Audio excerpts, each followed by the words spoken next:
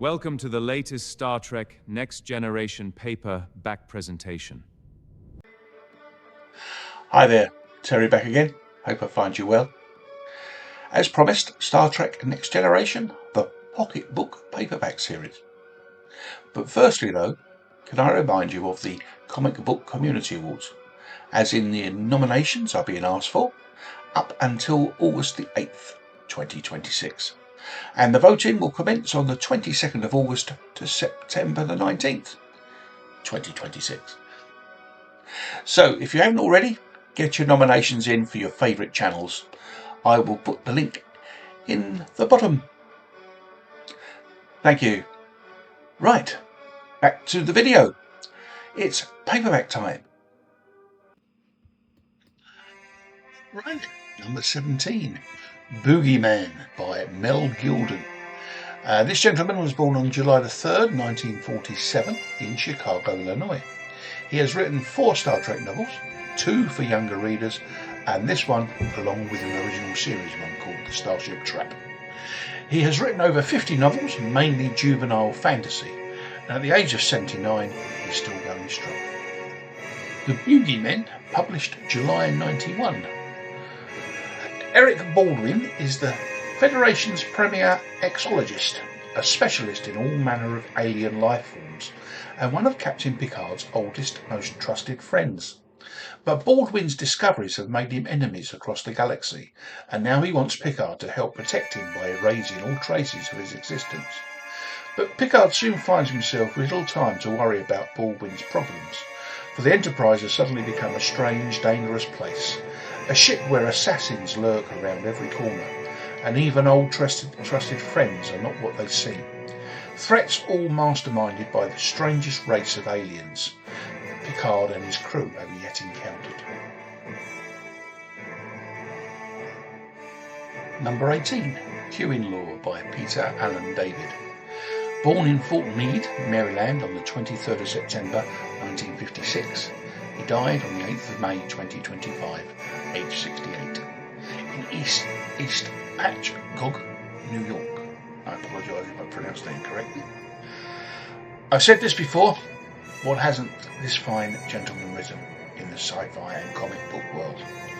During his writing career he received many award nominations and he won 11 prestigious awards. He even created his own Star Trek series, New Frontier.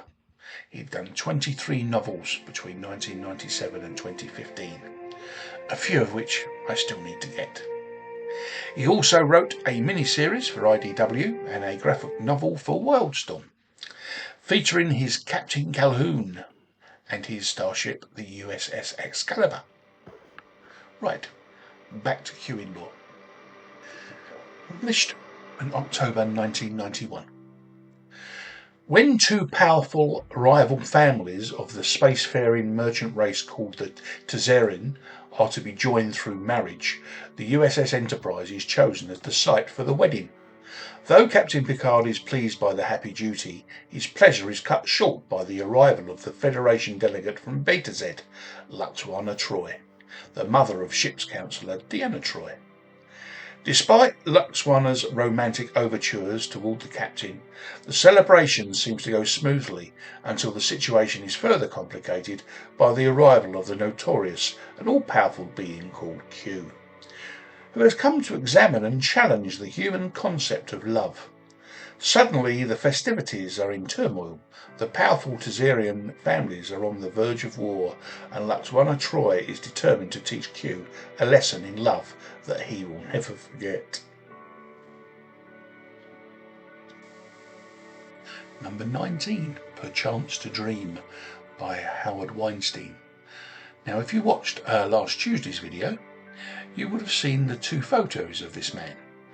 A very kind subscriber pointed me in the right direction. The one with the dog is him. He was born on the 16th of September 1954. At the age of 19, he was the youngest person to write a script for Star Trek, which was the Pirates of Orion for the animated series. As well as lots of Star Trek novels, he has also written DS9 and Voyager comics for Marvel. Perchance to Dream, December 1991. It was published. On a routine mission to survey Damaris 4, a Class M world with no intelligent life, an Enterprise shuttle crewed by Data, Troy and Wesley Crusher is captured by a race called the Tenarians, who claim the world for themselves. As Captain Picard tries to negotiate with the captain of the Terranian ship, the shuttle suddenly disappears in a blaze of colour and light. Picard demands to know what's happened to the shuttle and its crew, but the Tenarians deny any part in their disappearance. Suddenly Captain Picard vanishes from the bridge and finds himself alone on the planet's surface with the Tenarian captain. As the two captains begin to work together, they realise that they are not alone on Damaris 4, as they confront an incredible alien force with the power to transform a world or to destroy it.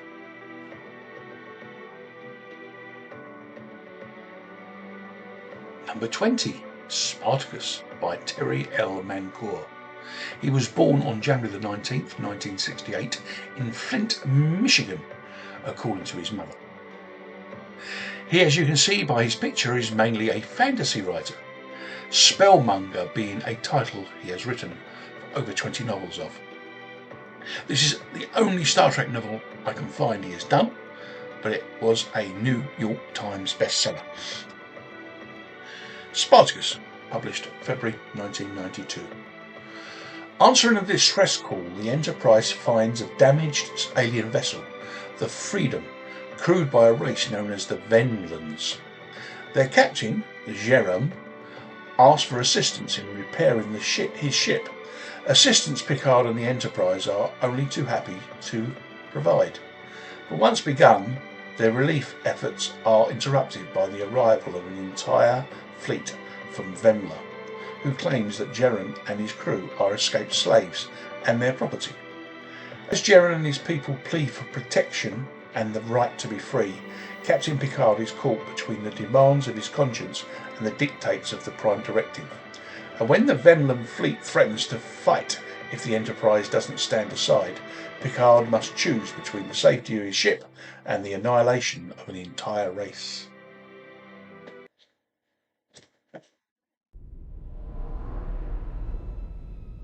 Time for some outtakes.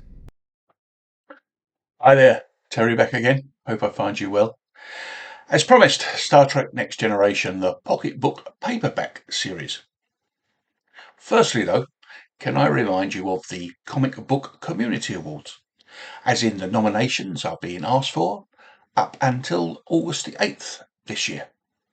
And voting will commence on the 22nd of August to the September the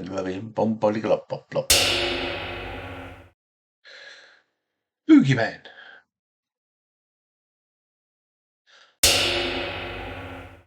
Boogeyman, published in July 91. Eric Baldwin is the Federation's premier exologist.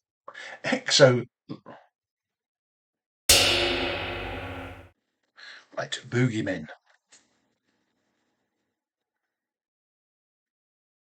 Why am I doing that one again?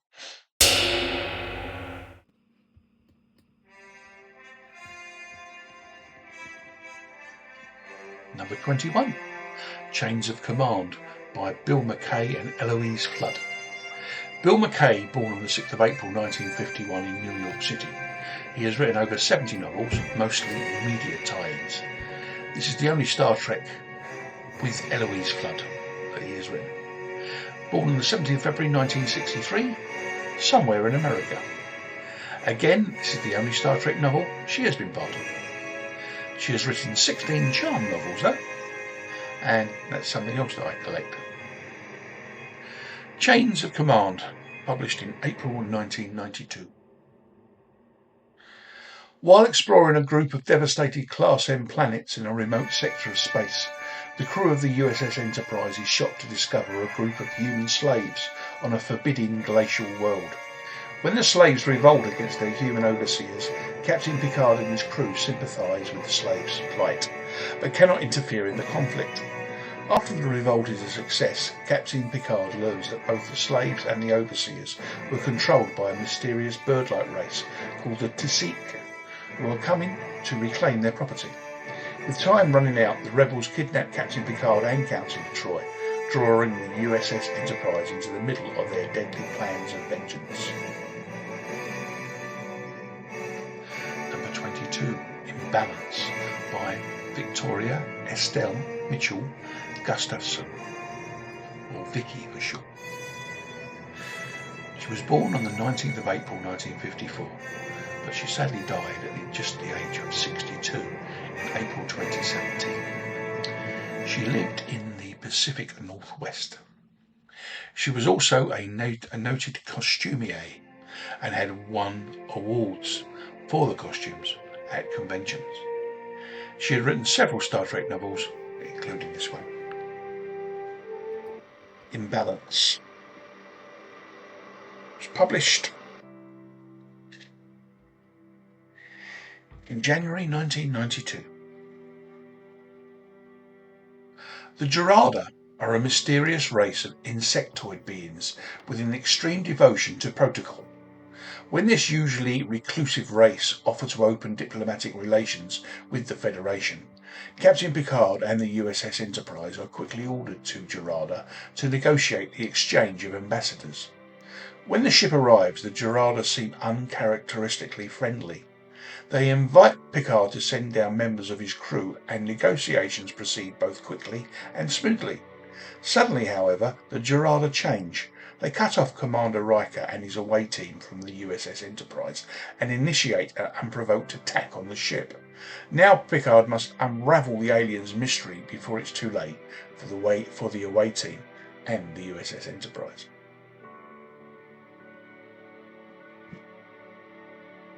Next we have number 23, War Drums, by John Blair von Holt. He was born on the 14th February 1951 in Marion, Ohio. He has written over 20 Star Trek novels. He has his own series, Troll King, and he has written many other novels, usually franchise based, such as Buffy the Vampire Slayer and Babylon 5. He is also a screenwriter. War Drums, published in October 1992. The planet Silver, a lush colony world settled by a hardy group of humans who found the planet already inhabited by a small gang of young Klingons. When violence erupts between the two groups, Captain Picard and the USS Enterprise are sent to assistance. Worf leads a landing party to the planet while the Starship Enterprise is called away on another urgent mission. On Silver, Worf and his party find that the old hatreds and prejudices between human and Klingons are revived, and the settlers are out for blood. Now Worf must prevent a horrible massacre before all of them fall prey to Silver's deadly secret and raging fury.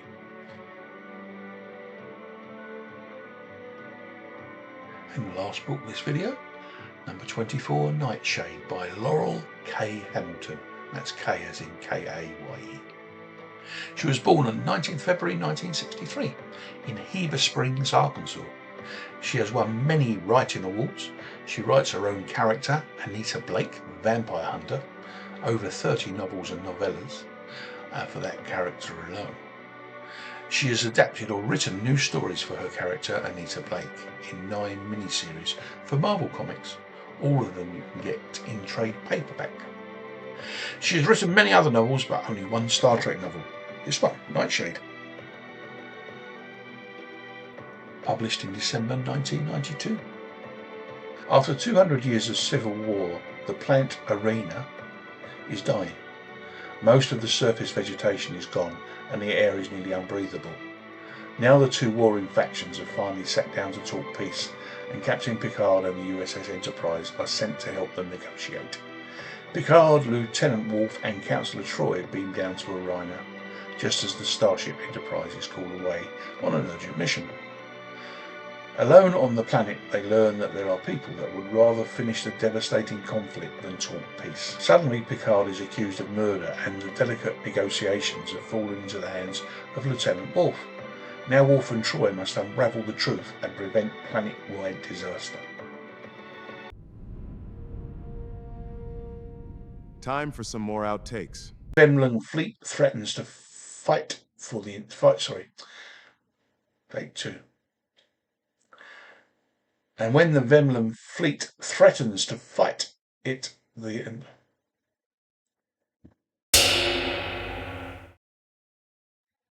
He is also a screenwriter. War Drums, number 23. Just said that. After 200 years of civil war, the planet Arina, take 2, peace. Suddenly Picard is accused of murder and the delegate negotiator, take 2, suddenly Picard. He also wrote a miniseries for IDW and a graphic novel for Wildstorm, featuring his Captain Calhoun and his starship, the USS Excalibur. Right, back to Q in Law. Boogeymen.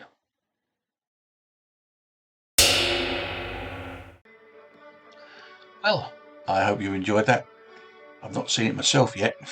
Got the editing bit to do. Please give it a thumbs up, a comment. I love comments. I always answer them. I do like replying. If you like the content, please subscribe. Don't forget the CBCA nominations. Thanks for watching. I will be back soon. What do you think about a Army of Darkness Evil Dead for the next comic book video? Let me know. See you soon. Bye.